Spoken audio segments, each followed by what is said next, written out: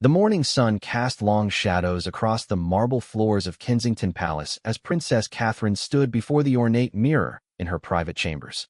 Her reflection showed the strain of recent weeks, dark circles beneath her once bright eyes, and a pallor that no amount of makeup could truly conceal.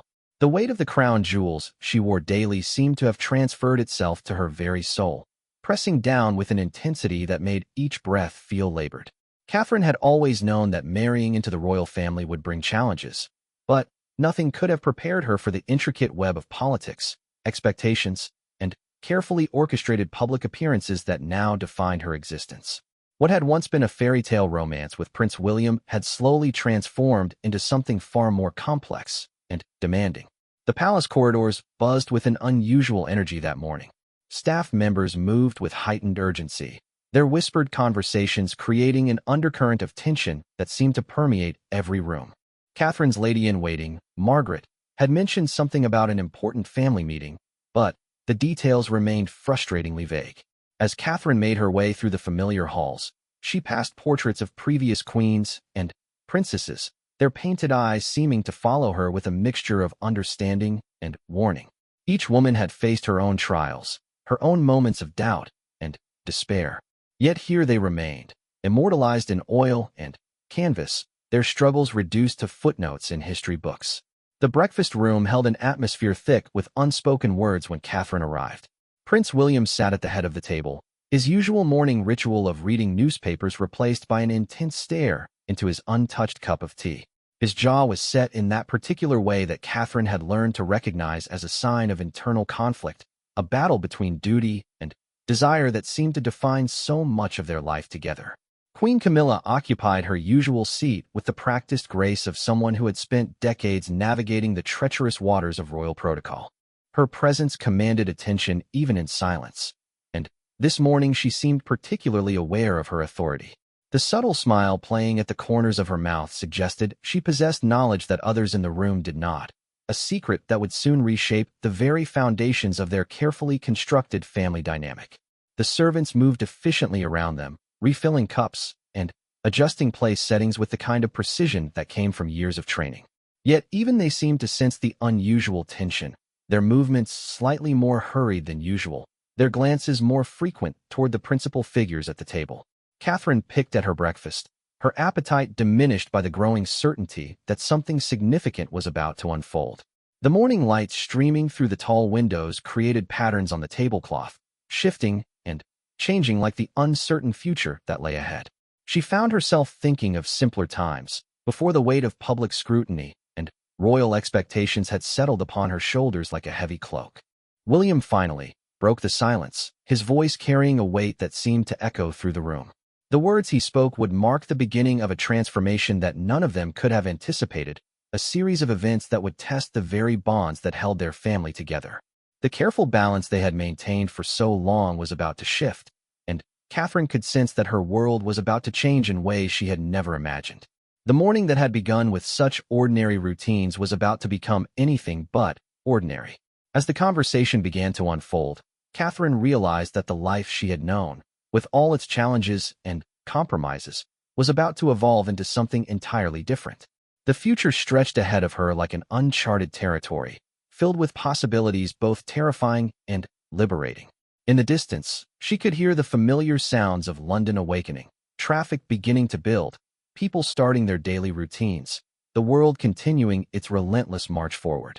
Yet here, in this ornate dining room surrounded by centuries of tradition and protocol, time seemed suspended, waiting for the words that would set everything in motion once again. The words that William spoke that morning would echo in Catherine's mind for days to come.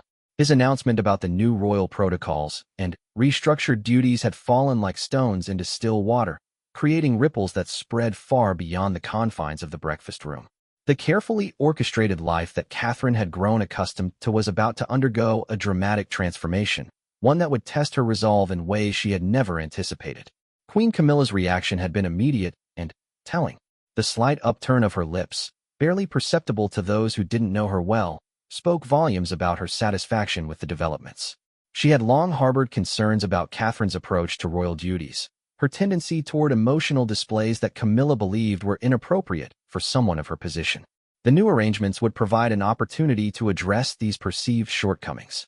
In the days that followed the announcement, the palace became a hive of activity as staff members scrambled to implement the changes. Catherine's schedule was completely reorganized, with many of her favorite charitable engagements being reassigned to other family members. The children's hospital visits that had brought her such joy were now handed over to junior royals, while she was assigned more ceremonial duties that required her to maintain a carefully controlled public demeanor. The children, Prince George and Princess Charlotte, seemed to sense the change in atmosphere even though they were too young to fully understand the implications. Their usual bedtime routines became more precious to Catherine as she realized how much her availability for these intimate family moments would be reduced. The innocence in their questions about why Mommy seemed sad created an additional layer of emotional complexity that Catherine struggled to navigate. William found himself caught between his loyalty to his wife and his obligations to the crown. The decision to restructure their roles had not been his alone, but the weight of implementing the changes fell heavily on his shoulders. He watched Catherine's gradual withdrawal from the vibrant, engaged woman she had been, noting how her smiles became more practiced and less genuine with each passing day. The media began to notice the changes as well, though their initial reports focused more on the practical aspects of the reorganization rather than the emotional toll it was taking on those involved. Royal correspondents speculated about the reasons behind the shift, with some suggesting it was part of a modernization effort, while others hinted at deeper tensions within the family structure. Catherine's private moments became increasingly important to her as her public role became more restrictive. She found solace in the palace gardens, where she could walk among the carefully tended flowers and allow herself to feel the full weight of her emotions without fear of public scrutiny. These stolen moments of privacy became essential to maintaining her composure during the increasingly demanding public appearances. The relationship between Catherine and Camilla grew more strained as the new arrangements took effect. What had once been a carefully managed but respectful dynamic now carried undercurrents of tension that were difficult to ignore. Camilla's suggestions about proper royal behavior became more frequent and pointed, while Catherine's responses grew shorter and more guarded. William's attempts to mediate between the two women in his life became increasingly challenging. His mother's expectations and his wife's emotional needs seemed to be pulling him in opposite directions, creating a personal crisis that he struggled to resolve. The easy camaraderie that had once characterized family gatherings was replaced by careful politeness and unspoken tensions. As the weeks progressed, Catherine began to realize that the changes were not temporary adjustments, but permanent alterations to her role within the royal family. The realization brought with it a sense of loss that was difficult to articulate, a grief for the life she had thought she was building, and the future she had imagined for herself and her children. The weight of maintaining a public facade while processing these private struggles began to take its toll on Catherine's well-being. Sleep became elusive, and she found herself relying more heavily on her closest advisors for emotional support.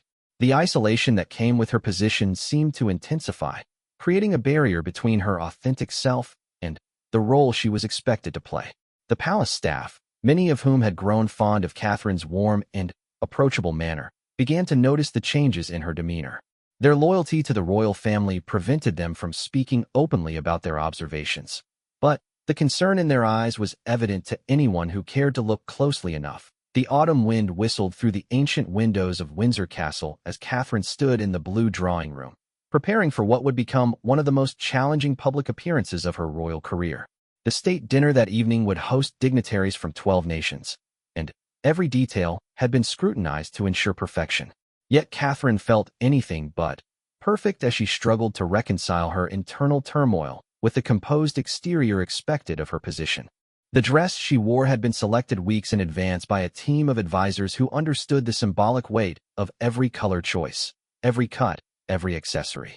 The deep sapphire blue was meant to convey stability and trustworthiness, while the intricate beadwork spoke to the craftsmanship and attention to detail that the royal family valued. But beneath the carefully chosen exterior, Catherine felt increasingly disconnected from the woman she had once been. William had been distant in recent weeks, his own struggles with the family dynamics evident in his shortened responses and distracted demeanor. The easy communication that had once characterized their relationship seemed to require more effort now, as if they were speaking across an ever-widening chasm of unspoken concerns and unaddressed grievances.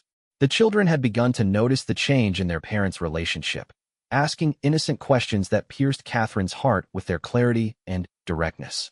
Princess Charlotte's query about why Daddy seemed sad had brought tears to Catherine's eyes that she had quickly hidden behind the pretense of fixing her daughter's hair. These moments of vulnerability in front of her children felt like small betrayals of the strength she was supposed to embody. Queen Camilla's influence over the household arrangements had become more pronounced as the weeks passed. Her suggestions about proper protocol and behavior were delivered with the kind of authority that left little room for disagreement, yet they consistently served to further restrict Catherine's autonomy and spontaneity. The charitable organizations that Catherine had been passionate about supporting found their access to her suddenly limited by new scheduling priorities. The evening's dinner proceeded with the clockwork precision that characterized all royal events, yet those closest to the family could sense the underlying tensions that simmered beneath the surface. Catherine's smile never faltered during the formal presentations and carefully choreographed conversations, but those who knew her well could see the effort required to maintain such perfect composure. During the dinner, a moment arose that would later be dissected by royal watchers and media commentators for weeks to come. When the ambassador from Denmark made a light-hearted comment about the challenges of maintaining tradition while embracing change, Catherine's response was more heartfelt and personal than protocol typically allowed. Her brief but passionate defense of the importance of staying true to one's authentic self while serving others resonated throughout the room, creating a moment of genuine human connection that transcended diplomatic politeness. William's reaction to his wife's spontaneous moment of authenticity was immediate and telling. The pride that flashed across his features reminded everyone present of the deep connection that still existed between them, despite the recent strains on their relationship. For a brief moment, the couple seemed to rediscover the mutual understanding and support that had originally drawn them together. However, Camilla's expression during Catherine's impromptu speech told a different story. The slight tightening around her eyes and the almost imperceptible shake of her head indicated her disapproval of such unscripted emotional displays during formal diplomatic occasions. Her belief that royal duty required the complete subordination of personal feelings to public expectations had been challenged by Catherine's authentic moment. As the evening progressed, the contrast between the two women's approaches to their royal roles became increasingly apparent to the assembled guests. Where Catherine sought to create genuine human connections even within the constraints of formal protocol, Camilla emphasized the importance of maintaining proper distance and diplomatic reserve. Both approaches had their merits, but they represented fundamentally different philosophies about the purpose and execution of royal service. The media coverage that followed the dinner focused primarily on the successful diplomatic outcomes and the elegance of the proceedings. However, several royal correspondents noted the particularly warm reception that Catherine's comments had received from the international guests, suggesting that her more personal approach to royal engagement was resonating with contemporary expectations of public service. In the private moments after the guests had departed, Catherine found herself alone in the same blue drawing room where the evening had begun. The silence that followed the orchestrated perfection of the dinner felt both peaceful and melancholy, offering her a rare opportunity to process the complex emotions that the evening had stirred within her. William joined her in the quiet room, and, for the first time in weeks, they spoke openly about the challenges they were both facing. The conversation that followed would mark the beginning of a deeper understanding between them about the sacrifices and compromises that their positions required, as well as the importance of preserving their authentic connection amidst the pressures of royal duty. The private conversation that Catherine and William shared in the blue drawing room that evening became a turning point in their relationship and their understanding of their roles within the royal family. William's admission that he too struggled with the balance between personal authenticity and public duty created a foundation for rebuilding the connection that had been strained by recent events. In the weeks that followed, Catherine began to find ways to honor both her genuine desire to serve others and the protocol requirements that governed her position. Rather than viewing these as incompatible demands, she started to see them as different aspects of the same commitment to public service. This shift in perspective allowed her to approach her duties with renewed energy and purpose. The relationship with Queen Camilla remained complex, but Catherine began to understand that Camilla's emphasis on protocol stemmed from her own experiences navigating the challenges of royal life. While their approaches differed significantly, both women shared a genuine commitment to supporting the institution of the monarchy and serving the public good. This recognition didn't eliminate their differences, but it provided a framework for more respectful coexistence. William's role as mediator between his wife and mother evolved as he gained greater confidence in expressing his own vision for their family's contribution to the monarchy. His decision to support Catherine's desire to maintain more personal connections with her charitable organizations while respecting Camilla's concerns about protocol created a middle path that served everyone's interests more effectively. The children began to benefit from the improved atmosphere in their home as their parents found ways to balance their public responsibilities with their commitment to family life. Catherine's bedtime stories became more elaborate and imaginative, drawing from her experiences meeting people from all walks of life through her royal duties. William's weekend activities with the children incorporated lessons about service and responsibility while maintaining the playfulness that childhood required. The media began to notice the subtle changes in the family's public appearances. Catherine's genuine warmth during official engagements seemed more natural and less forced, while William appeared more confident and relaxed in his supporting role. The chemistry between them during joint appearances reminded royal watchers of their earlier years together, when their partnership had captured public imagination. One particularly significant moment came during a visit to a children's hospital that Catherine had been advocating to return to her official schedule.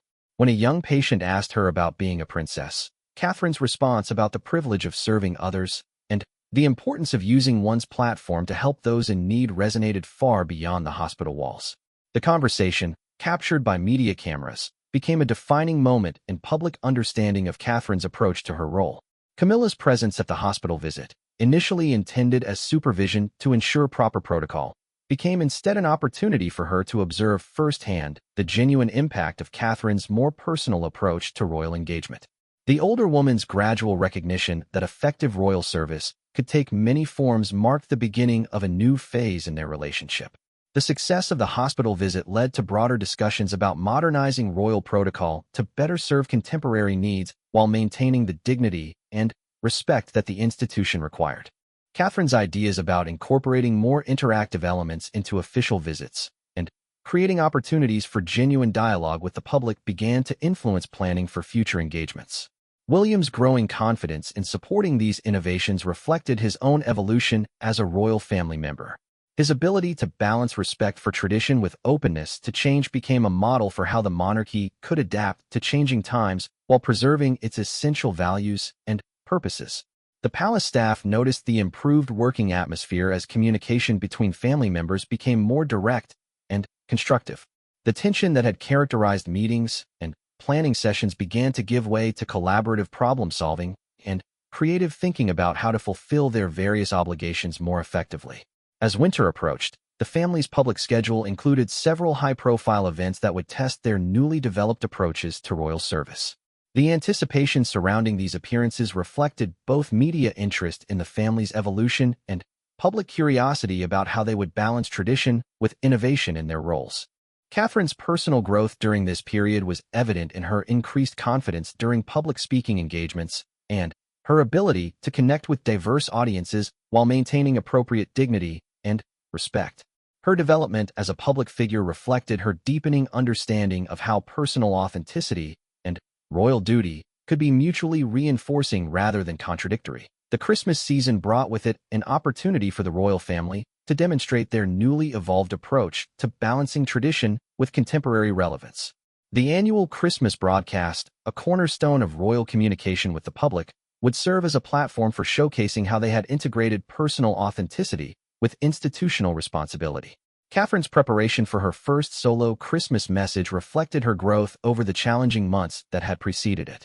Rather than simply following established formulas, she worked closely with advisors to craft a message that honored royal tradition while incorporating her personal insights about service, family, and community connection.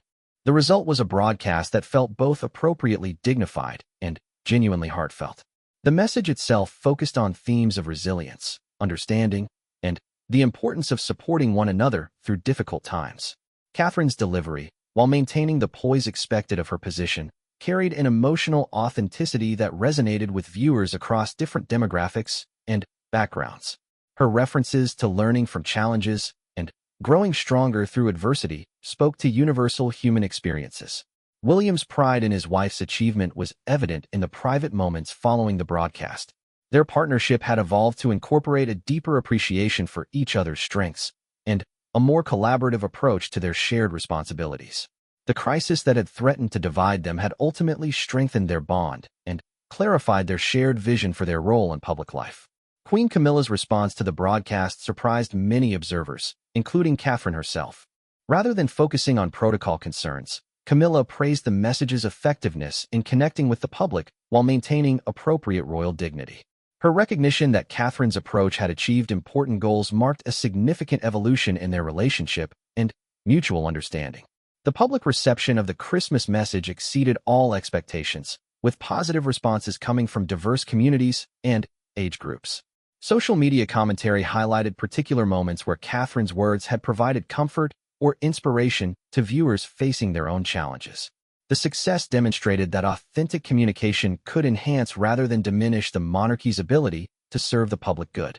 The children's involvement in the Christmas celebrations reflected the family's commitment to balancing public duty with private family life. Prince George and Princess Charlotte participated in carefully selected public events while maintaining appropriate boundaries around their privacy and normal childhood experiences. Their natural behavior during these appearances charmed observers and humanized the royal family. The extended family's Christmas gathering provided an opportunity for healing relationships and establishing new patterns of interaction. Conversations that had once been formal and careful became more natural and productive as family members developed greater trust in each other's intentions and commitment to their shared responsibilities. Catherine's reflection on the year's challenges revealed her growth in understanding the complex nature of royal service. What had initially seemed like constraints on her authentic self had become frameworks for channeling her genuine desire to help others into more effective and sustainable forms of public service. The integration of personal values with institutional requirements had created new possibilities for meaningful engagement. The new year brought with it a calendar of events that would allow the family to implement their refined approaches to royal duty. International visits, charitable engagements, and ceremonial obligations would provide opportunities to demonstrate how traditional royal functions could be enhanced through more authentic and contemporary communication styles. William's role in supporting these innovations while maintaining respect for established protocols became a model for thoughtful leadership within traditional institutions. His ability to bridge different perspectives and create consensus around new approaches reflected his development as both a royal family member and a public servant. The staff at various royal residences noted the improved working environment as communication became more open and collaborative. The tension that had characterized earlier months gave way to a shared sense of purpose and excitement about the positive impact their work could have on public understanding of the monarchy's role in contemporary society. As the story concluded, Catherine stood once again before the mirror in her private chambers. But now her reflection showed a woman who had successfully integrated the different aspects of her identity into a coherent and purposeful whole. The journey from confusion and constraint to clarity and empowerment had transformed not only her understanding of her role but also her confidence in her ability to fulfill it effectively. The future stretched ahead with new possibilities for service, growth, and positive impact. The challenges that had once seemed insurmountable had become opportunities for development and deeper understanding. The royal family had demonstrated that tradition and innovation could work together to create more effective and meaningful ways of serving the public good, setting the stage for continued evolution and positive contribution to society.